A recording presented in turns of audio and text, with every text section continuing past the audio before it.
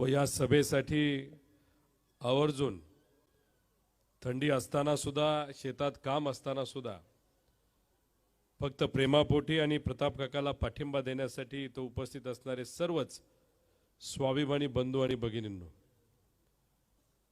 काही दिवसांपूर्वी काकांनी मला सांगितलं की एक आभाराची सभा मी ठेवत आहे,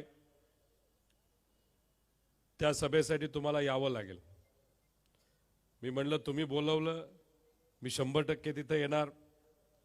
मला असं वाटलं की छोटीशी सभा असेल, कुठेतरी 100-200 लोक असतील, त्यांना फक्त 5-7 मिनिटं बोलायचं, निघून जायचं. लोकसभेला या इथं आलो होतो, जशी लोकसभेला सभा झाली तशीच आज इथं होते. याच्यावरनच लोकांच्या मनामध्ये तुमच्याबद्दलचं प्रेम इथं आपल्याला जाणवतं.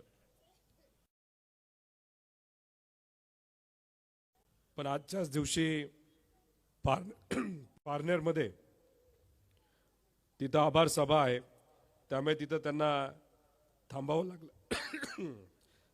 लागलं. मी प्रताप काकांचं भाषण ऐकत होतो. म्हणजे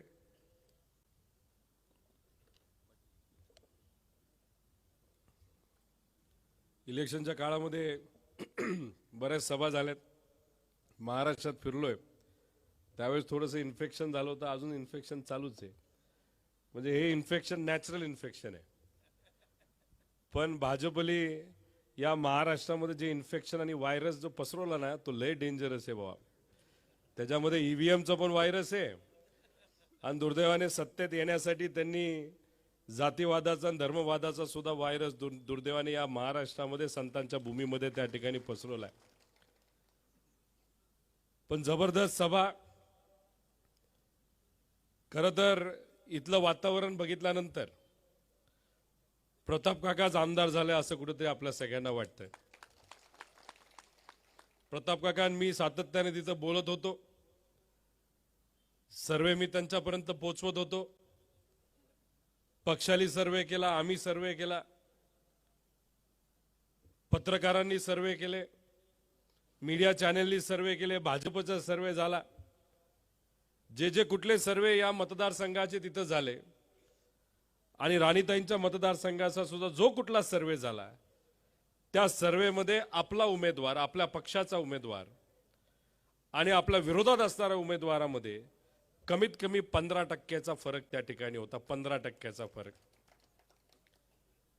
मतदानाच्या दिवशी तुम्ही सर्वांनी बघितलं असेल काय उत्साहाने आपण सर्वजण पुढाकार घेतला. प्रत्येक बूथवर आपली माणसं होते आणि काय पैसे देऊन तिथं आली नव्हती. स्व इच्छेने, प्रेमाने प्रत्येक बूथवर आपले कार्यकर्ते सकाळी तिथं पोहोचले होते.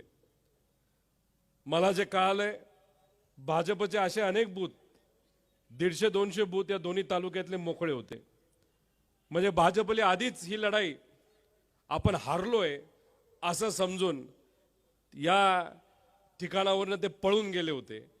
पण अशी परिस्थिती असताना उत्साहामध्ये मतदान झालं. आपण सर्वजण वाट बघत होतो की आता 2 दिवसांनी मतमोजणी होणार, सगळ्यांनी गुलाल घेतला असेल, फटाके ऑर्डर केले असतील, आता फक्त गुलालच खेळायचा, एवढंच तिथं कुठेतरी राहिलं होतं. आणि ज्या दिवशी मतमोजणीला सुरुवात झाली, पहिल्या 2 फेरीमध्ये आपण पुढे होतो आणि नंतर तुम्ही बघितलं असेल टप्प्याटप्प्याने आपण इतकं मागे जात गेलो. फक्त याच मतदारसंघामध्ये नाही तर महाराष्ट्रामध्ये बहुतांश मतदारसंघामध्ये 2 ते 3 फेरीनंतर आपण मायनसमध्ये जायला सुरुवात केली. म्हणजे काहीतरी गडबड झाली. माझ्या मतदारसंघामध्ये सुद्धा आमच्या सगळ्यांची अपेक्षा होती, लोकांची अपेक्षा होती की 40-50 हजाराले कमीत कमी तिथं निवडून येऊ.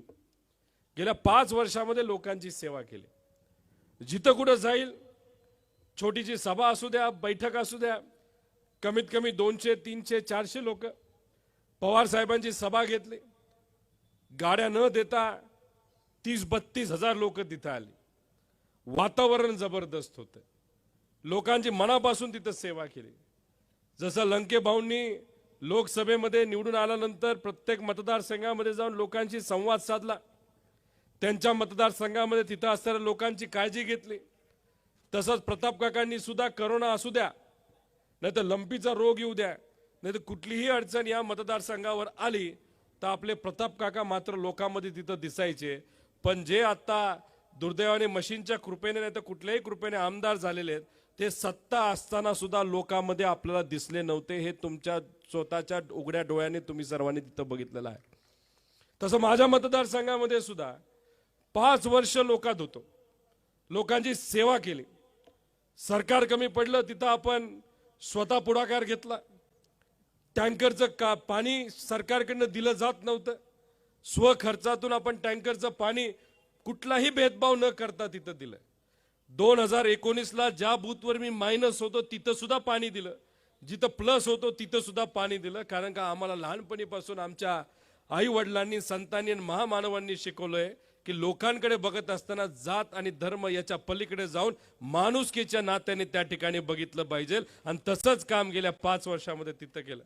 लंपीचा रोग आला, भाजपचं सरकार होतं, लसी मिळत नव्हत्या, तेव्हा स्वतःहून लसी विकत घेतल्या, तिथं असणाऱ्या मुक्या जनावरांना तिथं लसी दिल्या. आरोग्याच्या बाबतीत मोठ्या प्रमाणात काम केलं.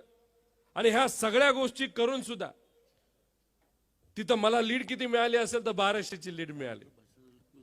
पण काय का होईना पैशाचा अमाप वापर तिथं केला माझ्या विरोधात. मला माहित नाही या मतदारसंघामध्ये किती खर्च झाला. माझ्या मतदारसंघात 30 कोटी रुपये माझ्या विरोधात तिथं वाटले. प्रत्येक गावामध्ये कमीत कमी 10 ते 12 लाख रुपये तिथं आले. आणि कशासाठी आले तर मत विकत घेण्यासाठी आले. मताचा अधिकार कुणी आपल्याला दिला तर संविधानाने दिला. संविधान कुणी दिलं तर विश्वरत्न डॉक्टर बाबासाहेब आंबेडकरांनी दिलं. आणि ते जे आपलं मत आहे ना, तो आपला स्वाभिमान असतो. आणि आपण आपल्या स्वाभिमानाची किंमत न आपण न कुणी ती लावू शकतो. पण दुर्दैवाने भाजपने 30-30 कोटी रुपये एका एका मतदारसंघामध्ये फक्त आपला स्वाभिमान विकत घेण्यासाठी तिथं पाठवलं होते. विकत घेतलं आपलं मतदान. अनेक लोकांनी पैसे घेतले असतील, पण मतदान मात्र आपल्या विचाराला केलं असावं. पण एवढा मोठा पैसा तिथं आला, इथं आला, राणीताईंच्या मतदारसंघामध्ये आला, प्रत्येक मतदारसंघामध्ये आला. पोलिसांचा वापर केला, प्रशासनाचा वापर केला. जे अधिकारी आहेत, बीडीओ आहेत, तलाठी आहेत, त्यांना सांगण्यात आलं, ग्रामसेवकांना सांगितलं आलं की लोकांना जाऊन सांगा, जर भाजपचा आमदार इथून निवडून नाही आला तर तुमचं घरकुल बंद होईल, तुम्हाला हप्ते मिळणार नाही, तुमचा डोल बंद होईल. अशा पद्धतीने सुद्धा तिथे धमक्या दिल्या गेल्या. त्याच्याच पलीकडे जाऊन गुंडांचा वापर केला. आमच्या मतदारसंघामध्ये गुंड बाहेरून आणले, दबाव तंत्र आणलं. तुमच्या या मतदारसंघामध्ये झालं का नाही झालं? कदाचित तुमच्यातले कॉन्ट्रॅक्टरच मोठे गुंड आहेत असं मला वाटतं. इथं बोर्ड बरेच बघितले आणि खालचं नाव बघितलं. बऱ्याच बोर्डवर सामान्य लोकांनी बोर्ड लावले नाहीत, सामान्य कार्यकर्त्यांनी त्यांचे बोर्ड लावले नाहीत. जर कुणी लावले असतील तर तिथं असलेल्या कॉन्ट्रॅक्टरली बोर्ड लावलेत, हे तुम्ही सर्वांनी तिथं बघा. आणि ह्या सगळ्या गोष्टी करत असताना अजून एक फार महत्वाची मोठी गोष्ट त्यांनी केली. हे सगळे ईव्हीएम कुठून आले होते? गुजरातवरनं आले होते. त्याच्यानंतर जी कंपनी आहे त्या कंपनीवर डायरेक्टर कोण आहेत? भाजपचे खासदार डायरेक्टर आहेत. म्हणजे या महाराष्ट्रातून आमच्या युवांना हाताला काम देणारे जे सर्व प्रोजेक्ट आहेत, ज्या सर्व कंपन्या आहेत, त्या सर्व कुठं नेल्या? गुजरातला नेल्या. मात्र गुजरातले आम्हाला काय दिलं तर ईव्हीएम दिलं. दुर्दैव असं महाराष्ट्राची लोकशाही कशाच्या विळख्यात अडकली होती तर गुजरातच्या ईव्हीएमच्या विळख्यात अडकली होती. आता मी ईव्हीएम वर सगळं ढकलून मोकळं होतं असं मी म्हणत नाही, पण काही ना काहीतरी घोळ आहे बघा. तुम्ही बघा, इथं भाजपचा विजय झाला. विजयाची सभा किती मोठी झाली? नाही झाली. जेव्हा गुलाल खेळण्यासाठी लोक आली होती तेव्हा दिसली का तिथं? किती होते? किती होते? किती लोक आली होती?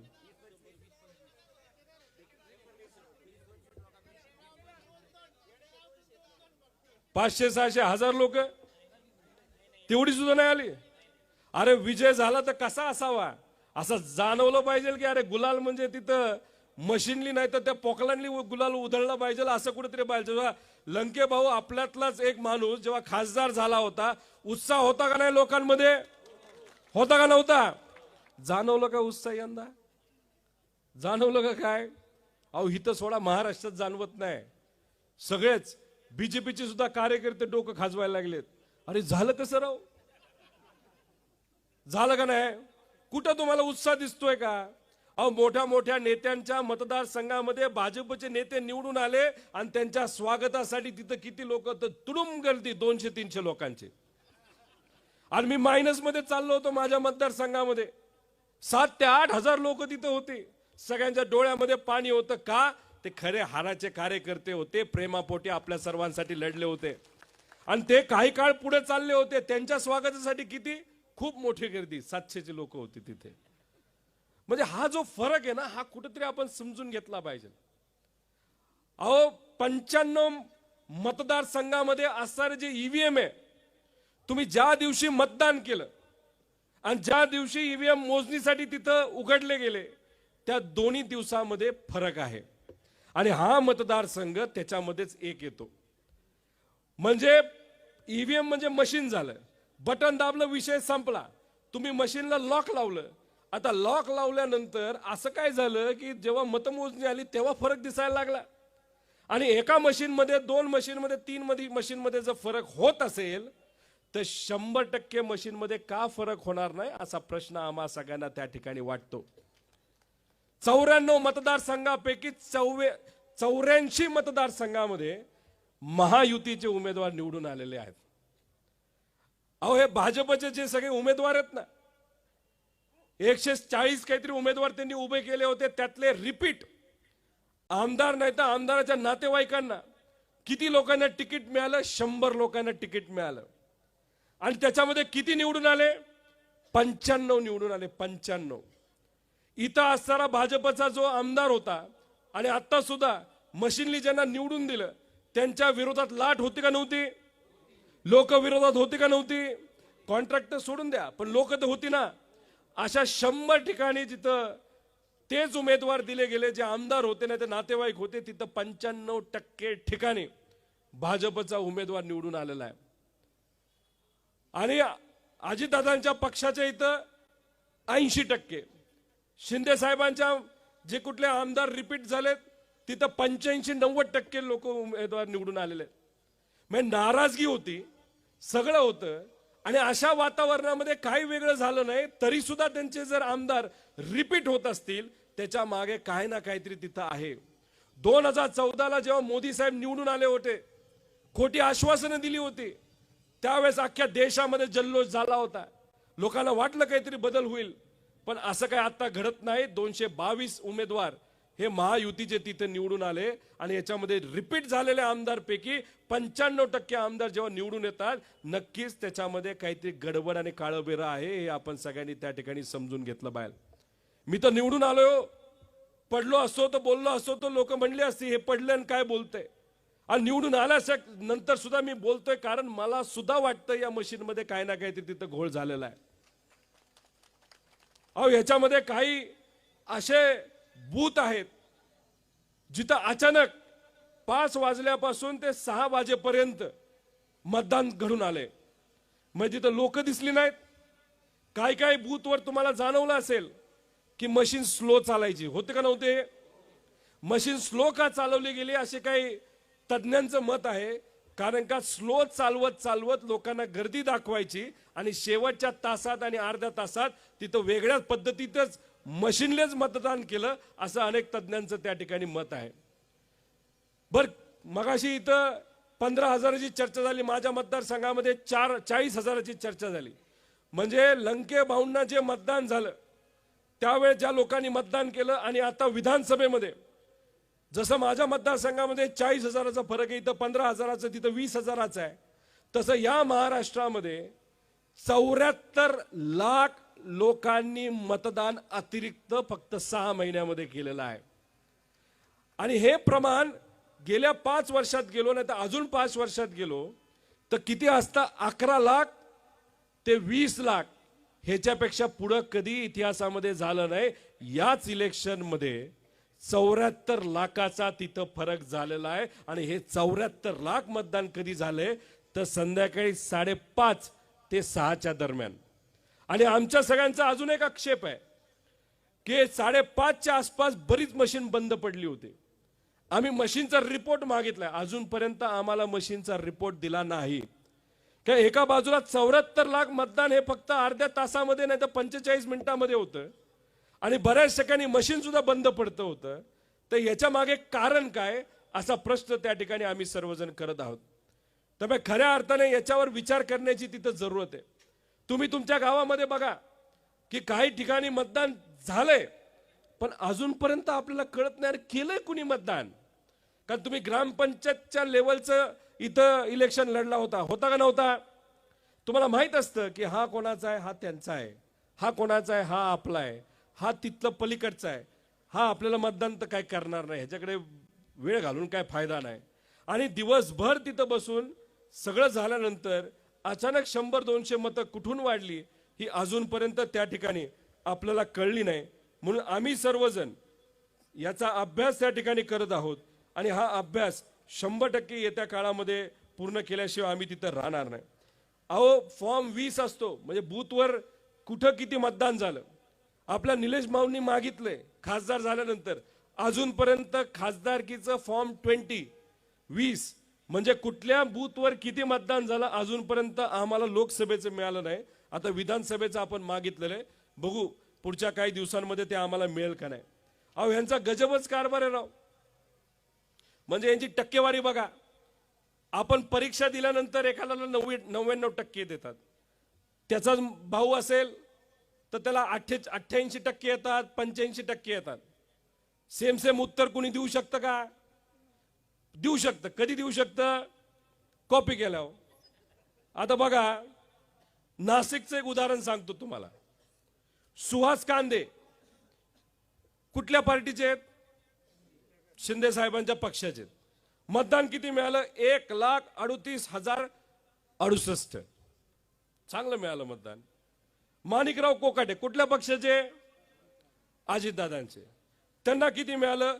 1,38,565. नरहरी झिरवळ कुठल्या पक्षाचे? अजितदादांचे. त्यांना किती मिळालं? 1,38,622. बघ देवयानी फरांडे बीजेपी किती मिळालं? 1,56,080. आता राहुल आहार किती मिळालं? 1,50,026. जादूचे राव. शेतकऱ्याला मदत करत असताना तुम्हाला जादू नाही कळत तिथं? इथं आणि साताऱ्यामध्ये असे 4 मतदारसंघ आहे जिथं एकाला 1,58,000 मिळाले, 500 मिळाले, पुढं दुसऱ्याला 1,98,600 मिळाले, तिसऱ्याला 1,98,000 अजून 200 मिळाले. आणि ह्यांचा आता कहर बघा. आपले बाळासाहेब पाटील जे सहकार मंत्री होते महाविकास आघाडीच्या काळामध्ये, त्यांना 99,850 मतं मिळाली. आणि आपल्यातलेच एक जे पाटणकर साहेब उभे होते त्यांना सुद्धा किती मिळाले? जेवढे बाळासाहेब पाटलांना मिळाले हुबेहूब तेवढेच त्यांना तिथे मिळाले. अरे काय चमत्कार आहे राव. म्हणजे इथं आमच्या युवांना मदत करण्यासाठी चमत्कार कधीच झाला नाही. महिला सुरक्षेच्या बाबतीत काही चमत्कार झाला नाही. इथं आम्हाला दुष्काळ निधी मिळण्यासाठी नाहीतर आमच्या विम्याचा पैसा मिळण्यासाठी अचानक दुष्काळ जाहीर झाला दुसऱ्या दिवशी पैसे आले. असं झालंय का कधी? त्यासाठी वर्षभर आम्हाला थांबावं लागलं. मला माहित नाही तुमच्याकडे मिळाले का नाही मिळाले. असं होऊच शकत नाही हो. मिळाले का पैसे? अहो मी विरोधात असून भांडून 181 कोटी रुपये आणले तर तिथं. इथं तर सत्तेत असताना आमदार असताना सुद्धा जर पैसा आला नसेल, गजबच कारभार आहे. म्हणजे निवडणूक लढण्याचं यांना माहिती आहे पण लोकांसाठी लढणं मात्र यांना माहित नाही, तरी निवडून येतात. म्हणजे गजबच कारभार आहे राव. म्हणजे खरंच वातावरण कसं होतं बघा. ह्याच्यामध्ये आमच्या सगळ्यांचं मत आहे ईव्हीएम मध्ये कुठे ना कुठेतरी काहीतरी गडबड झाले. मग काही लोक काय म्हणतात, अरे काय बोलता तुम्ही, महाराष्ट्र बीजेपीकडे गेला आणि झारखंड गेला ना तुमच्याकडे. अहो हेच तर आमचं मत आहे की छोटं राज्य तुम्ही आम्हाला द्यायचं आणि मोठं राज्य मतलब तुम्ही घेऊन टाकायचं. जसं की हरियाणाचं इलेक्शन झालं, तिथं सुद्धा एक राज्य त्यांच्याकडे हरियाणा आणि दुसरं राज्य जम्मू काश्मीर आपल्याकडे. म्हणजे हे जे काही गडबड चालली ना, ह्या गडबडीवर विश्वास आमचा तिथं नाही. त्याच्यात भारी काय माहिती का, सर्वे जे केले जातात ते कसे केले जातात की लोकांना फोन केला जातो ना, ते भेटतात आणि बोललं जातं. आणि मग लोकांचं सगळं जे मत आहे एकत्रित केलं जातं. महिलांना तेवढा फोन केला जातो, पुरुषांना केला जातो, युवांना केला जातो, असे विविध वयोगटातल्या विविध समाजाच्या लोकांना एकत्रित करून सगळ्यांना विचारून एक अंदाज काढला जातो. आता या महाराष्ट्रामध्ये किती लोकांनी बॅलेट पेपरवर मतदान केलं? 5.5 लाख लोकांनी केलं. कोण होते ते? शिक्षक होते, कुणीतरी तहसीलदार होतं, कुणी आर्मीमध्ये होतं, कुणी पोलीसमध्ये होतं. हे वेडे लोक आहेत का शहाणे लोक आहेत?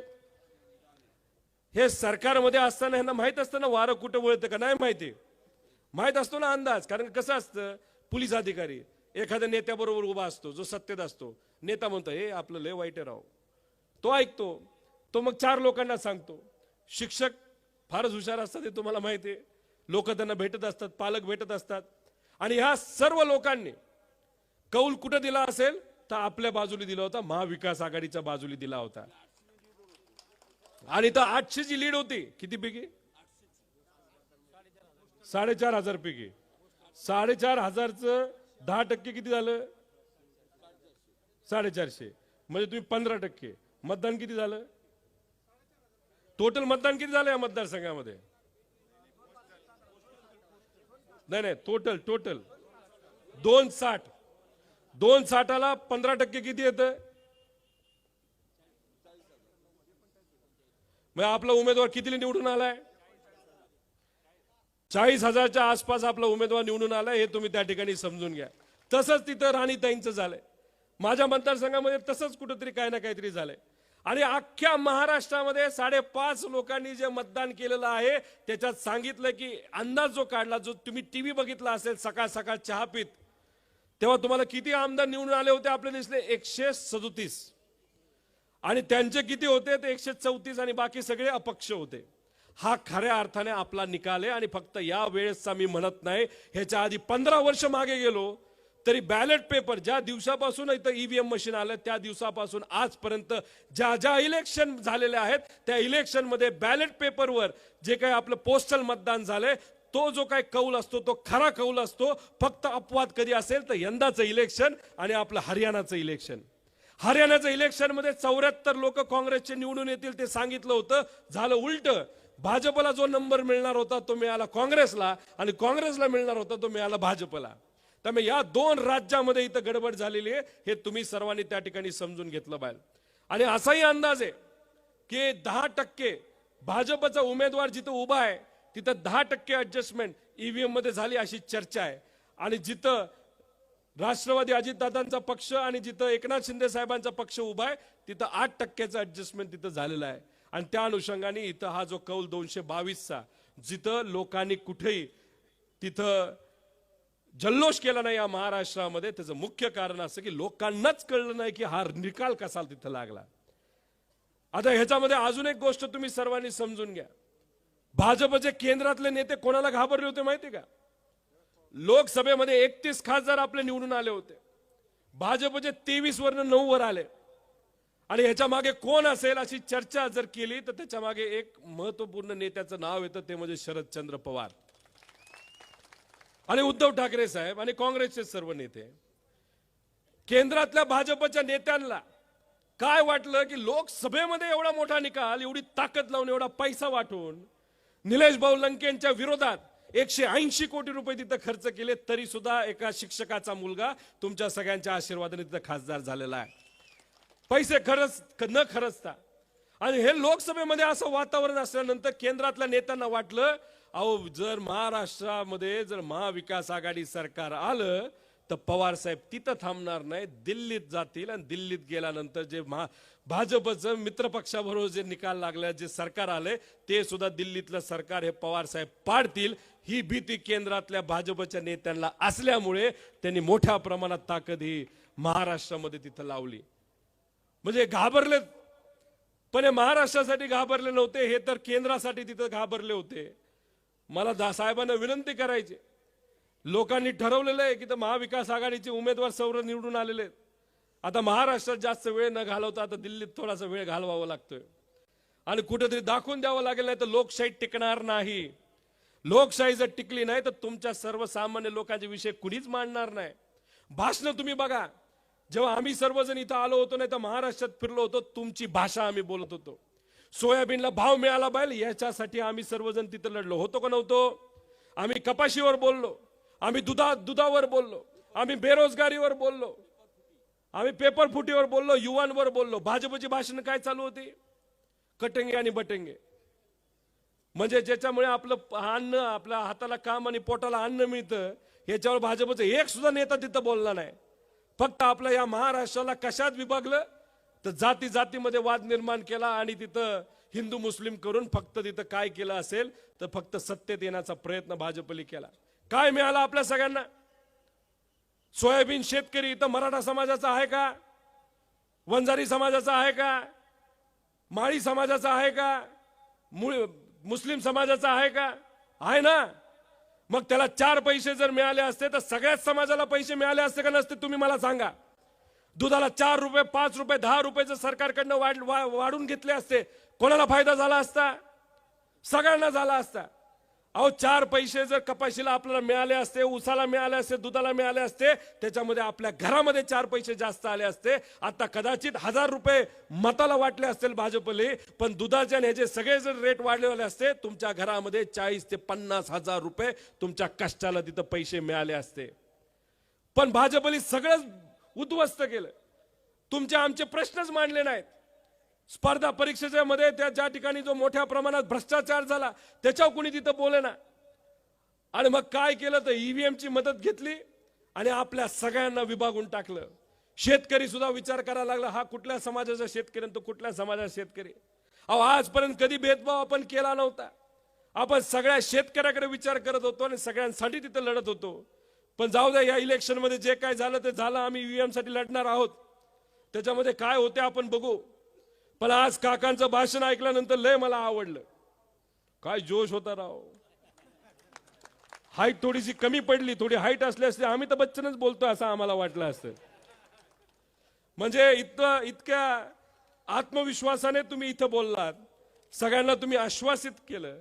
एक तर खासदार साहेब तुमच्या बरोबर आहेतच, इथं असणाऱ्या प्रत्येक कार्यकर्त्याबरोबर खासदार साहेब आहेत आणि लंकेन भाऊ बरोबर मी सुद्धा तुमच्या बरोबर आहे असा शब्द या ठिकाणी आपल्या सर्वांना देतो.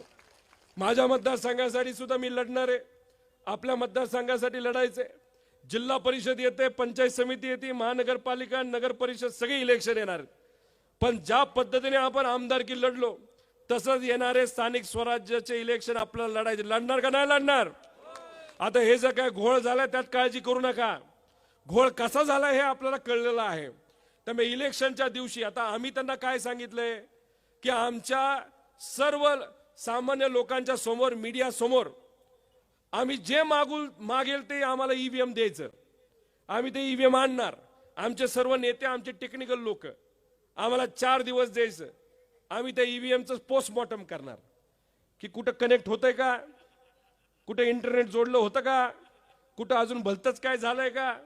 कारण का एका मतदारसंघामध्ये एक व्हिडिओ मला आला, बटन दाबलं तुतारीचं, फोटो दिसला तुतारीचा, पण चिठ्ठीच पडली नाही.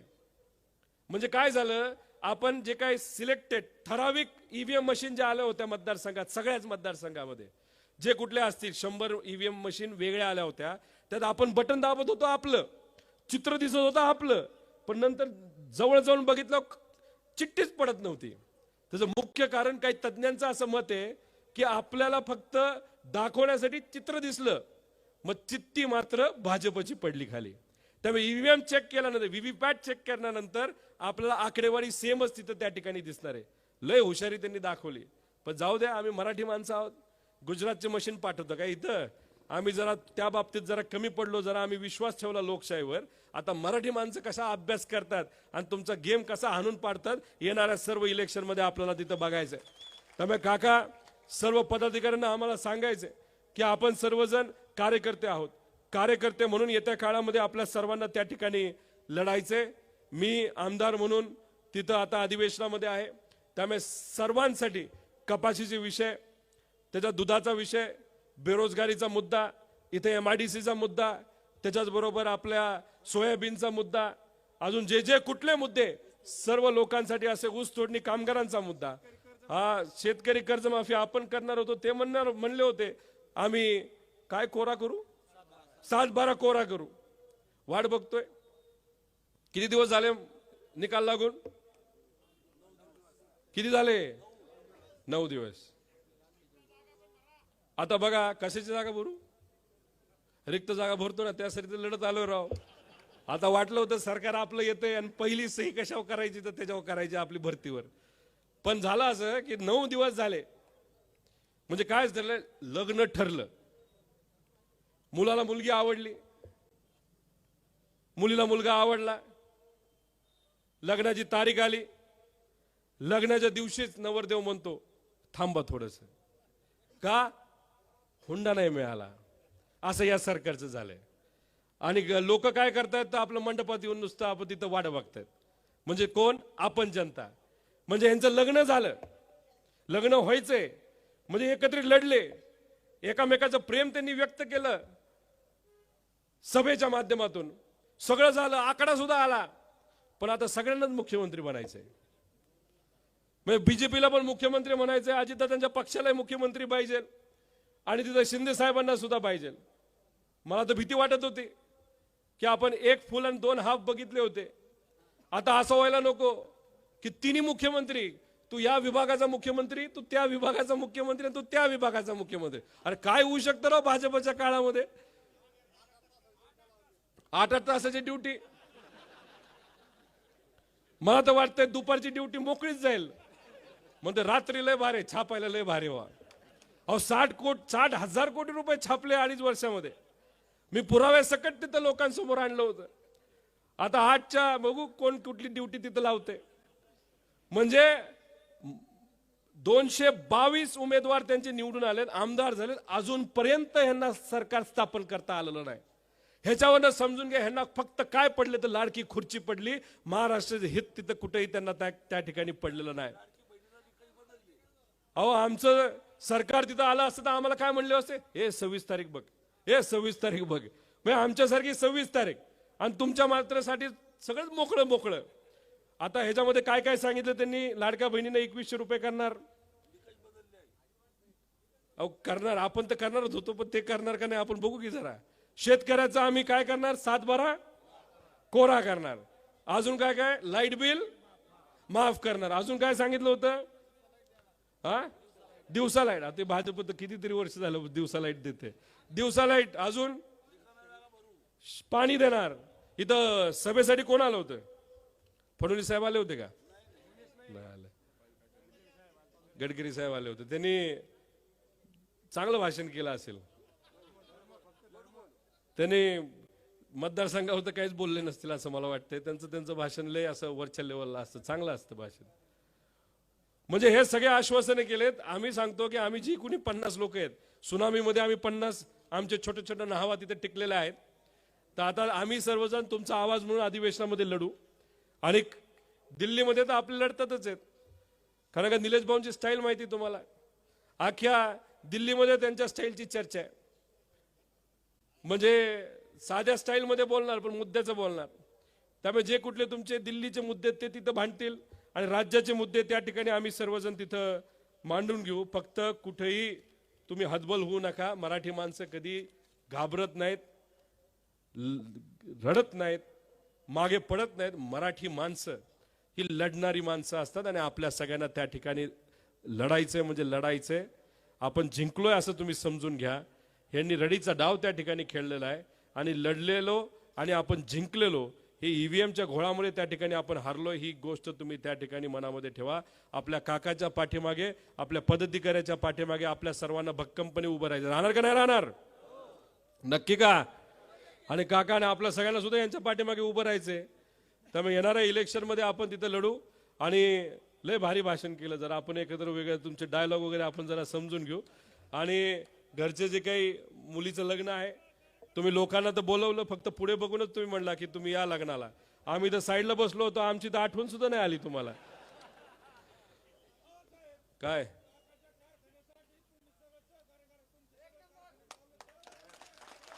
करतो, चाललंय प्रयत्न, चाललाय, चालू आहे ना, प्रयत्न करतोय आता आपण. काय करू? हमखास करा. आमचं पण हेच मत आहे राव, अख्ख्या महाराष्ट्राचं हे मत आहे. तुम्ही कुठल्याही पाहुण्याला फोन करा तिकडे, तो तेच म्हणेल की असं काय व्हायला नको. आणि जाता जाता फक्त एक आहे, सर्व समाजाला, सर्व लोकांना मला सांगायचं आहे की आपण सर्वजण संतांच्या विचाराने चालणारे लोक आहोत. ज्याच्यामध्ये कुठलेही संत, तुम्ही महान संत घ्या, संत श्री तुकाराम महाराज घ्या, माऊली महाराज घ्या, संत श्री सावता महाराज घ्या, संत श्री वामन भाऊ घ्या, संत श्री भगवान बाबा घ्या, संत श्री तनपुरे महाराज घ्या. ह्या सगळ्यांनी आपल्याला काय सांगितलंय की भेदभाव करायचा नाही, समाजामध्ये तेढ निर्माण करायचा नाही, काय जपायचं असेल तर माणुसकी जपायची. मी तुम्हाला विनंती करतो, भाजपने अतिशय चुकीच्या पद्धतीचं विष समाजामध्ये त्या ठिकाणी पेरलेलं आहे. त्यामुळे आपण खऱ्या अर्थाने संतांच्या विचाराने चालत असू, या सर्व महान संतांवर आपली आस्था असेल तर कृपा करून भाजपने जे कुठलं व्हायरस आपल्यामध्ये टाकलेलं आहे, भेदभावाचं जरा बाजूला टाकूया, एकत्रित येऊया, शेतकरी म्हणून एकत्रित लढू, युवा म्हणून एकत्रित लढू, महिला म्हणून एकत्रित लढू, मराठी माणूस म्हणून एकत्रित लढू. एवढं या ठिकाणी आपण सर्वजण करू. आता मला असं कळतंय की पुढे जायचंय आणि काहीतरी काय करायचंय. आपले काका आपल्या सर्वांना मार्गदर्शन करतील आणि त्यांच्या मार्गदर्शनाच्या खाली आपण पुढचा कार्यक्रम तिथं करूया. फक्त काकांना विनंती, मला पुढे जायचंय. त्यामुळे आपण एवढ्या मोठ्या संख्येने आलात त्यासाठी मी मनापासून आपल्या सर्वांचे आभार व्यक्त करतो. आदरणीय पवार साहेब, आप आगे बढ़ो. रामकृष्ण हरी. धन्यवाद. मी एक सूचना करतो, माझी सूचना पाळणार का? मला फक्त एक चिठ्ठी हाती आली आहे, तालुक्यातील कर्मचाऱ्यांनी मतदान केलेलं आहे, संरक्षण करा. मी मगाशी सांगितलं, कोणाच्या केसाने धक्का लागला तर मी जबाबदार आहे. आणि साहेबांचा, डाकणे साहेबांचा पुतळा उभा करावा अशी इच्छा अनेकांची आहे. ठीक आहे, तो व्यक्तिगत विषय, आपण नंतर बोलू. एक मिनिट, मी शेवटचं 4 वाक्य सांगणार आहे, ते सगळ्यांसाठी. होते प्रशंसा यश जास लाभे, होते प्रशंसा यश जास लाभे, यत्न किती केले कुणी न जाणे. यश भेटलं कोणी विचारत नाही काय केलं होतं, यश यश आहे. होते प्रशंसा यश जास्त लाभे, यत्न किती केले कुणी न जाणे. यत्नांची सुद्धा ठरती अपयशी, किंतु यत्नास ते जागळे न तसे यशाशी.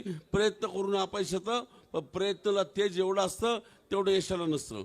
आपल्याला ईव्हीएमचा निषेध करायचा आहे का? आता माननीय रोहितदादांच्या नेतृत्वाखाली आपण सगळे पायी कचेरीपाशी जाणार आहोत. तिथं आपण ईव्हीएम मशीनचं दहन करणार आहोत.